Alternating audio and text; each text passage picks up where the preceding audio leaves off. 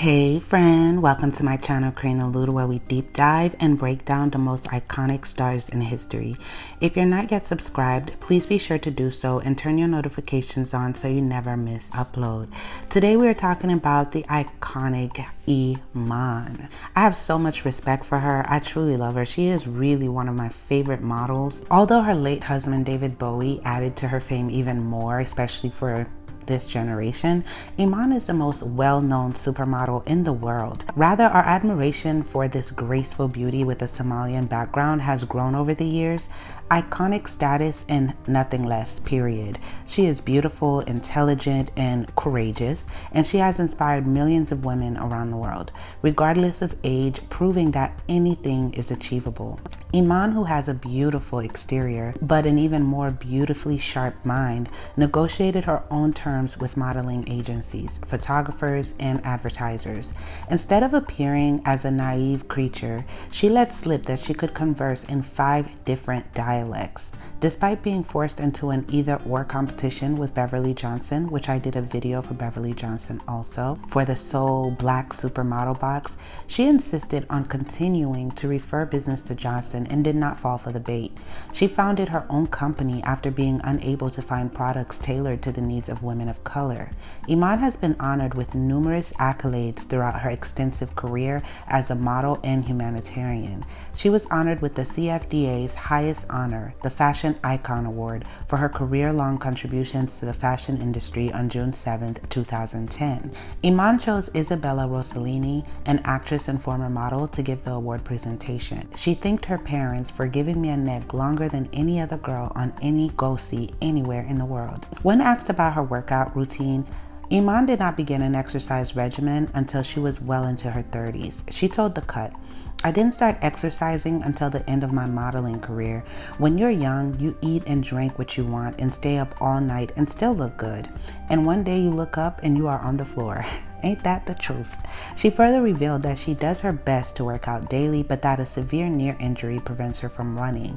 When it comes to her eating habits, Iman has revealed that she stays far away from meat and opts instead for chicken and fish.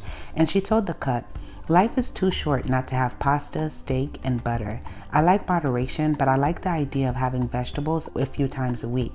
She also admitted that while she rarely touches alcohol, she does indulge in a glass of wine now and then. Now, as far as her childhood, she was born in Mogadishu on July 25, 1955. Iman was born Zahra Mohammed Abdul Mahid and was brought up in the Muslim faith.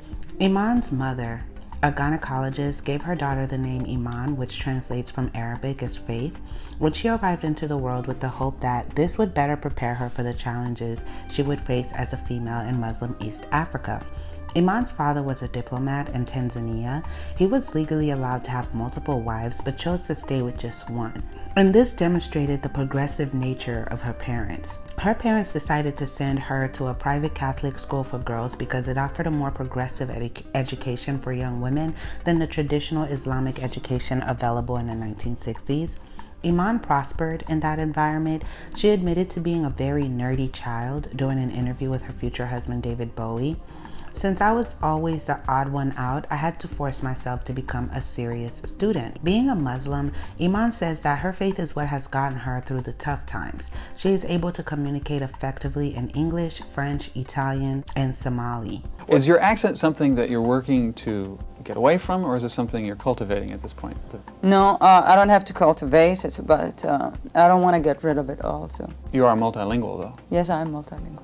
Iman spent her early life in the care of her grandparents. She started attending an Egyptian boarding school when she was 4 years old, where she remained throughout her developmental years. Iman's dad brought the family back to Somalia when the political situation there got dicey. She followed his advice and moved to Kenya with her mom and older brothers and sisters. Her dad and younger brother eventually joined them, and in 1975 she attended the University of Nairobi for a few short months to study political science. Now, Iman began her modeling career in the United States after being discovered by American photographer Peter Beard while she was still in college. In 1973, at the age of 18, Iman enrolled as a political science major at the University of Nairobi.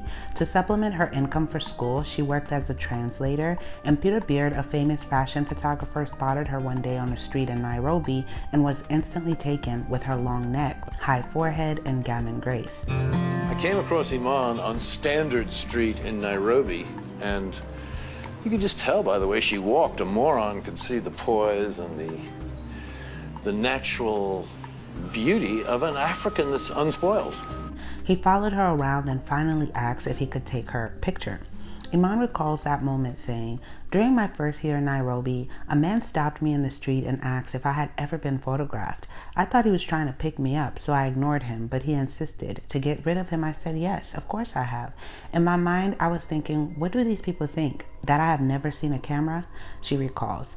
She allowed him to photograph her only if he could pay off her college tuition, which he did. She went on to pose for some of the most iconic photographers of our time, including Richard Avedon, Irving Penn, and Helmut Newton, to name a few. So these photographers were literally going to these African countries looking for exotic women, okay? Beard brought the film he had just shot of Iman from that day back to New York with him. He then tried for 4 months to persuade Iman to relocate to New York and take up professional modeling there. He even went as far as leaking stories about her unbelievable beauty to the press, where he made up stories about how he found her in the jungle and how she was a descendant of African royalty. Another version of events had her working as a desert goat herder. After much pressure, Iman agreed to fly to New York, where she was met by dozens of photographers. She was thrown into the spotlight and exposed to the perks and pitfalls of fame and celebrity at a press conference that very day. So she got off the plane with all of this. When I came to the United States, everybody thought I was a royalty. They said, she's a princess and all that. Iman, only 20, and today one of New York's top models. But a few short months ago, she was a simple Somali tribeswoman, herding cattle in the bush. When I arrived in 1975 with Peter Beard, there was already an article, one whole-page article in the New York Post that was written about my upcoming arrival to America. And of course, everything in it was all made up by Peter. We said that her family was in the cattle business, and we lied and said that we'd met in the northern frontier, just to make it a little bit more poetic. I objected, and I said, listen, it's going to backfire. I said, if nothing else, they'll find out. And he said, oh, who cares when it comes out? It's the first impression that matters in these countries. Iman was, in fact, a political science student who spoke several languages and mixed with the cream of East African society. I was very surprised and offended that they could be so gullible to believe that all Africans come out of the jungle. Somalia is a desert. I've never even seen a jungle, and I was even more insulted when they started asking the questions and talking only to Peter because they thought I did not speak English, and I could speak English in 5 other languages, she said. It was very sexist how I was introduced to the press. My fair lady, where you take an ingenue or somebody who maybe a peasant or maybe somebody who doesn't know any better, and you recreate her and make her a swan, so to speak. No, I came as a swan. Snatched away from the lonely cattle herds and her evening bowl of camel's milk, Iman now expects to earn about £40,000 this year as a model. A year later, in 1976, she got her first modeling job for Vogue. She became a model overnight when she graced the covers of some of the world's most influential publications. When she first started modeling, she pretended that she couldn't speak or understand any English as a way to find out what people really thought about her. She said, "This experience taught me a lot about the U.S. people. People described me as if I were not human, like if I was coming from another world. They said I was exotic. A parrot is exotic. I'm a person," she said to Vogue Arabia. In fact, Iman was one of the only black models at the time and remembers being paid a lesser wage than her colleagues for doing the same exact work. And she said, "As my career progressed, I became the first black model to refuse to work for a lower wage than other girls. To me, I was providing the same service, so I had to be paid equally." Iman was an overnight sensation in the fashion world thanks to her striking good looks, including her long neck, tall stature, slim figure, fine features, and coppery skin tone. Despite this, Iman claims that her appearance is simply pretty standard for a Somali woman. That's how they all looked. Many famous designers found inspiration in her, including Halston, Gianni Versace, Calvin Klein, Issey Miyake. Yves Saint Laurent thought so highly of her that he called her his dream woman. And he even went further by naming a line after her called the African Queen. She told the Washington Post that she lived a lavish lifestyle and frequently frittered away her money. She said, "You earn an extraordinary amount of money, almost for nothing at a very young age," she told fashion writer Gavon. "I'd spend all this money to take the Concorde to Paris for a party and then come back. And I didn't do it just once. Modeling doesn't prepare a young girl for the future." End quote. Iman attributes her success to the encouragement she received from a number of designers during an era in which uniqueness was highly prized and models were frequently used as inspiration for their work. She told Vogue Arabia, due to her conservative upbringing, she would hide her bare portraits when she posed without any clothes on, photographed by Richard Avedon when her parents would come to visit her. "Combining my work with my religion was one of the most difficult things. It is complicated to be photographed in a provocative way, even if the pictures are artful. I shot stunning nudes with Richard Avedon, one of the most iconic photographers ever, and although I was proud of these images, when my parents would come to visit me, I would hide them under the bed," she recalls. "There was no way I could explain to my father that that was art. In fact, I never reconciled posing bare with my religion and family. I always say, may Allah have mercy on my soul if I have not done it right." End quote. She did face some insecurities also as a model. She told The Cut, "I can wake up and be like, I look good, I got this, and then I get to the job and there is Cindy Crawford. That will bring you down in a second. I suffer from low self-esteem. I had horrible self-esteem growing up. You really have to save yourself because the critic within you will eat you up. It's not the outside world, it's your interior life, the critic within you that you have to silence. Find something to like about yourself and hold on to that. It's a constant battle, whether you are 16 or 50. As you age, you do really find that quietness inside and that being comfortable in your own skin feeling." So let's talk about Iman Cosmetics, but before we do, let's get a little background. In 1989, Iman quit modeling altogether. She was adamant about leaving the business permanently and not staging a comeback, as she told Bowie in 1994, because then there is no grace in it, she said in the interview. "So when I decided to leave, I made sure that there was no cushion for me to go back to in New York. I sold my apartment, I severed contacts there except with my friends, so that I would never have the excuse that when something went wrong, I could go back to that as a cushion. I think I made one of the best decisions I've ever made for myself." End quote. Iman went on to take the business world by storm. She told Vogue, "To be taken seriously as a businesswoman, you have to surround yourself with serious businesswomen. I divorced myself from the modeling world and started networking with executive women. The hardest part was actually limiting my attendance to fashion parties so I didn't become a fixture and to limit being credited in photos as a model. Believe me, there was a thought that went behind it." End quote.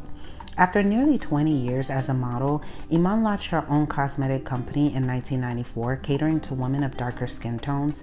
She had a hand in the finished product and was the company's public face because of her years of experience, blending her own mixtures for makeup artists to use on her. I have, at one point or the other in the 19 years I've been in this country, I tried every cosmetic line that were available in the Western world. And what was happening is that I was getting really very frustrated with the lack of products that were available in the market. So by 2010, Iman Cosmetics was bringing in $25 million annually. The line, which featured $14.99 foundations and 4 formulas and 14 shades, is one of Walgreens' best-selling foundation brands. Even more strangely, during Iman's first year as a cosmetic mogul, Revlon and other major cosmetic companies concentrated their efforts to secure that market. Many of these Goliath companies have created new lines or broadened their existing selections to better serve women of color all of a sudden. The first year of sales for the Iman collection were impressive, totaling $12 million, and in 1995 she signed a contract with Evax, a drug and cosmetics company based in Miami. Though she did not lose control of the business, she did not have to recruit salespeople or worry about getting her product to customers. It made $30 million in the following year. Revlon should have probably thought of that before, and maybe Iman wouldn't even have to need to bring out her own cosmetic company. Iman's famous fragrance, Love Memoir, was launched that fall of 2021. The amber hue of the bottle is a tribute to the beautiful sunsets she and her husband experienced. The bottle's form is meant to evoke 2 stones, alluding to a spiritual practice in which flat stones are placed as a path for those who come after you. Additionally, the custom is associated with the process of recovering from a loss. Iman has performed this ceremony on the land she and David Bowie owned. So in 2007, Iman was approached by the CEO of the home shopping network, HSN, about starting a clothing line due to her marketability and high profile. Iman's first collection featured embellished one-size-fits-all caftans, included by her time modeling for Houston and her early life in Egypt. HSN carried over 200 different brands of clothing and jewelry, including her global chic collection. She did go on and try to conquer Hollywood also. During her time on Miami Vice, Iman played the roles of Dakota in 1985's Back in the World and Louis Blythe in 1993's Love at First Sight. Iman hosted the fashion-themed show Project Runway Canada on Bravo for 2 seasons. Iman made her acting debut in the British film The Human Factor that came out in 1979, and she had a small role in Out of Africa in 1985, which Robert Redford and Meryl Streep won the Academy Award for Best Picture. She then played Nina Becca opposite Kevin Costner in the 1987 thriller No Way Out, and Hetty opposite Michael Caine in the 1987 comedy Surrender. She played a shape-shifting alien in several films, including Tim Hunter's Lives of the Twins in Star Trek, The Undiscovered Country. She co-starred with her future husband David Bowie in 1991's The Linguini Incident. They were the 1991 comedy house Party 2 in the 1994 comedy Romance Exit to Eden. Iman appeared in the 1999 Windows 9 X and Dreamcast 3D adventure game Omicron, The No Man's Soul with David Bowie. She's one of the reincarnated Omicronian citizens in the game. So as far as charity work, Iman runs a global beauty company and does charitable work. Iman is CARE's first global advocate, where she works to end poverty and ensure everyone lives with dignity and security. She works with the Children's Defense Funds and Keep a Child Alive program. She's also an ambassador for Save the Children, promoting their East Africa relief service. Iman works with Enough Project to end conflict mineral trade. She helped fight blood diamonds by leaving De Beers due to an ethical conflict. I'm very particular about how I choose a charity, because I am not one of those people who just sends a check. I'd rather do the legwork myself. Even though Iman has made several film appearances over the years, none of them had done justice to her beauty and vitality on the big screen. However, in 1992, she found it a much more worthwhile way to use her talents when she persuaded the BBC to send a documentary film crew to war-torn and drought-stricken Somalia. Iman realized she could use her notoriety as Somalia's most well-known expatriate to bring more attention to the crisis and aid to the country. As she explained to People writer Ron Arias, she set out determined to let the Somali people speak for themselves. People get numbed when they see picture after picture, year in and year out, of people starving. I wanted to show that they are not a nation of beggars, that culture, religion, music, and hope are still there. Iman filmed Somalia Diary weeks after her honeymoon. It was her first visit in 20 years, and she barely recognized childhood vacation spots. Instead of a thriving market town, she found emaciated, rag-clad people with automatic weapons. People magazine stated, "It reminded me of Mad Max. Making Somalia Diary was dangerous and difficult, but Iman was able to visit family in her childhood home in Mogadishu, where 3 refugee families lived. She and the crew followed the bus that collected the day's fatalities while filming. That was the worst part," she said in the People interview with Arias. "I stopped because I couldn't go through the whole thing. The count was 70 dead that day, and most of the bodies I saw in the sack were children under 10. That's where I'm from, and I could not sit around and watch what was going on, although I knew that the famine, the face of the famine, was not really being seen. So I wanted to go home and put a face on the pain that the people were seeing on the television." Now let's get to a more lighthearted subject. Let's get into her relationships and marriages. Iman's first husband was Hassan, a young Somali businessman and executive at the Hilton Hotel, whom she married when she was just 18 years old. So they had a divorce after she left for New York to become a fashion model in the United States, where she had previously lived. Iman dated Warren Beatty. I did not know that. That was new to me. An American actor in 1977. She got engaged to American basketball player Spencer Haywood later that year, and the happy couple tied the knot not long after. So Zuleika Haywood, her daughter, was born in 1978, and the couple separated in February 1987. Iman met David Bowie on a blind date in Los Angeles in 1990. Teddy and Talin invited Iman to a party. Bowie offered to drive her home, but she's such a classy lady. She declined and she drove her own car, but they did end up meeting up the next day to have tea. But when she found out that he didn't drink tea, they instead went to a coffee shop. I found her intolerably sexy. I think I did something really corny the next day. I think I invited her to afternoon tea somewhere. And he told me he was so nervous, he just said tea. He doesn't drink tea. He never drinks tea. He had coffee. She said he was so kind and such a gentleman. Since the day we met until the last minute, when we walked down the street, he would never let me walk on the outside. He always moved me to the inside. Iman married David Bowie in Lusan, Switzerland on April 24th, 1992. Although many people thought their union was a publicity stunt at first because it was like an odd pairing to them, I don't see why. Iman and her husband did become one of the most successful rock fashion couples of our time. I guess because most of the rock stars dated supermodels and they always went after the most beautiful, you know, for notoriety. So they thought maybe David Bowie was trying to like make a comeback of his career, but that was not the case. They seemed very, very much in love. Philip Glass turned Bowie's instrumental Abdul Mahid, dedicated to Iman, into a symphony. Their daughter Alexandria was born on August 15, 2000 at Mount Sinai Hospital in New York City. Iman's family lived in Manhattan and London. She told People, David got so used to my cooking that whenever I'd say, shall we order tonight? He'd say, you're not cooking? He was always in the kitchen with me. He couldn't cook. He would burn water, but he'd put music on and we'd dance, the three of us. One constant in their life was Bowie's love of art in all its forms. David could read 3 or 4 books at a time, and everything he read somehow made it into his music, says Iman. The way he created things was unique, a lot of reading, painting, and sculpture, and then it all gets sifted and something new comes of it. When Bowie passed due to cancer in 2016, she wrote, the struggle is real, but so is God. It was pretty sad. She was really in love. You can tell they were a really happy couple. They were unproblematic. They stayed out of the headlines. We never heard of anything about them. But Iman is just a classy lady like that.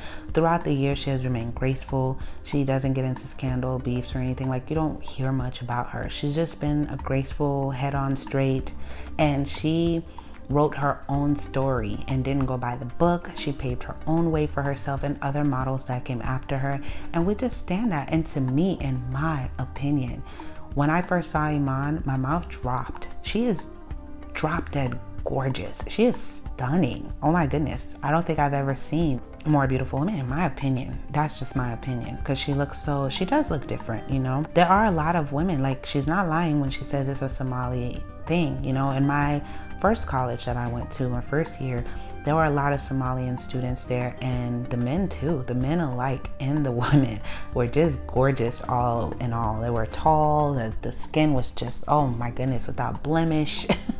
They're just gorgeous people, so she's not lying about that. And I want you guys to comment below. What I found the most interesting to me was how Revlon definitely tried to get in a little too late with making foundation for women of color, because during that time, Iman was not the only model to complain. A lot of darker skinned models, they were looking ashy on these runways. They were looking ashy, but you know what? A lot of these white, fairer skinned models looked ashy too. I think foundations were not really formulated right, period, during that time.